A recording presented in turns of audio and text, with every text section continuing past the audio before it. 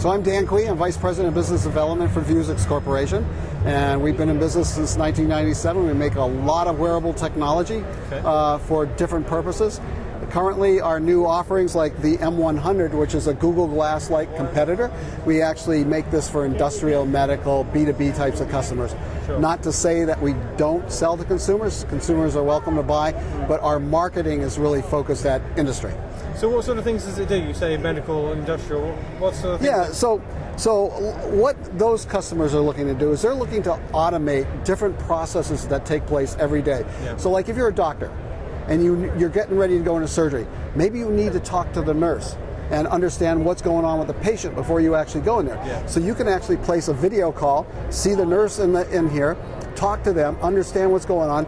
The patient information, not only records, but also diagnostic information, blood pressure, temperature, all that can appear in here. So you know exactly where you are before you even go into the surgical room. Fantastic. Okay, brilliant. So you're saying you do sell to the consumer? I mean, what sort of applications do you envision people using it for? Well, consumers are sort of left on their own right now because we don't manufacture apps, but any Google Glass, any app that's available that they can download can also work on here. It's a full Android device, so you can just load it up and run it. And it connects to your cell phone as well? Well, it actually operates in a variety of different modes. So there are 3 modes of operation of this device.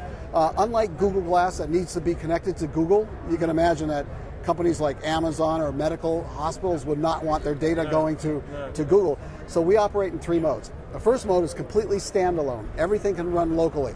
All the apps, even voice recognition, runs locally. Okay. The second mode of operation is a heads-up display mode. So maybe you want to use your cell phone and send that information as to what the display is doing to this device. You can do that. Okay. A third mode of operation is a full handshake mode. So you're a warehouse worker. You're wearing this looking for parts in the warehouse. You're communicating with a corporate server that's actually telling you where to go, where you are, what the part number is, what the barcode happens to be. All that information is available. Right, okay. And then the user interface has different modes of operation, 4 different modes of operation as well. Again, for flexibility for the job. So we have buttons, in case you want to push the buttons. We have gesture control, so that it recognizes what your hand is doing. We have voice control, and we have, lastly, remote control from another computer or smart device that can take full control over this device. Okay. Now, Google Glass, obviously, it's been out for, it's coming out, well, it's not really out, but it's been available in certain ways for a while now. And there's been some sort of backlash towards it with people coming up to, they've got it on and they think they're being filmed. Do you think that society is ready for people to have these wearable, all in their vision sort of hardware? Yeah, so it's interesting because I had some experience with introducing some of this technology.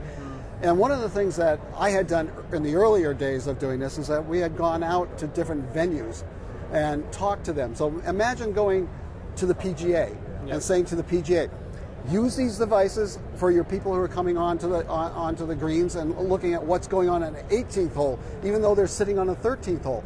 So if you would have introduced it to the consumers at a venue like that, or the NFL or NASCAR, where they could actually use it and see how they could benefit from it, you wouldn't have people all of a sudden go, oh, wow, what's going on? Instead, they were going, that was the coolest experience I ever had. Let me take it home. I want to use it. Yeah.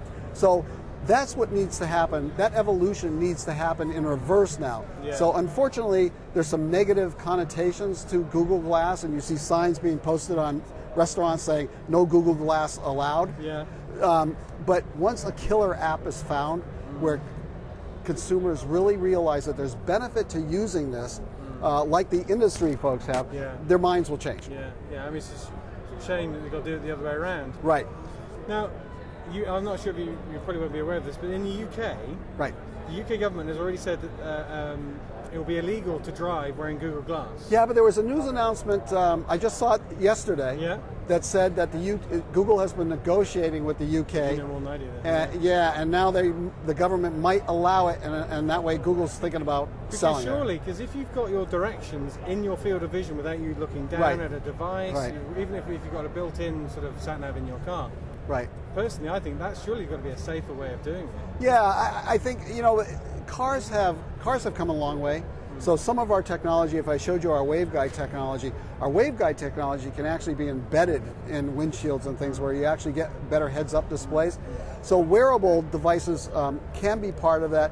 I mean, I actually think that having a binocular pair of glasses, like I can show you in a few minutes, that actually is taking infrared information coming from a camera mounted on the car, and when you turn your head, the camera actually turns so you can actually drive in the dark without any lights on. Okay. So you could take it that far if you wanted to. Yeah, because when you think about it, when you're driving, you do take your eyes off the road for certain things, right? Checking your blind spots, you know. And same thing with wearing something like this on the car.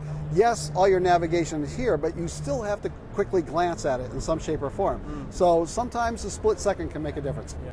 The unit is shipped with safety glasses. It's shipped with. Let me reach over here and. Okay, sorry.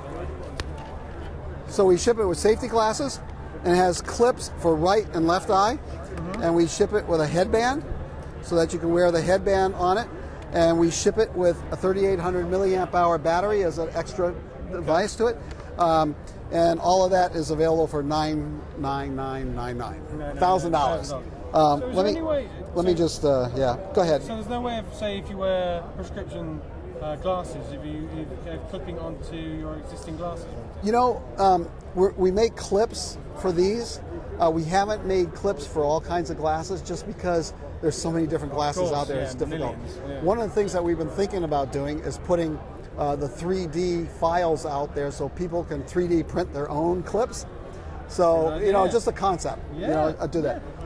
And take a look at this image. Oh, yeah. And you should see the sun, and as you move back, you'll be able to see the galaxy coming out there. Wow. You spin around. Yeah, you so, tilt it. So that's augmented reality. Yeah. Now this is a cutesy demo, right? Yeah. But imagine that you're a worker and your data is being presented to you in front of you, right? Yeah. Or a doctor is seeing the patient data in front of them. Yeah. That is cool.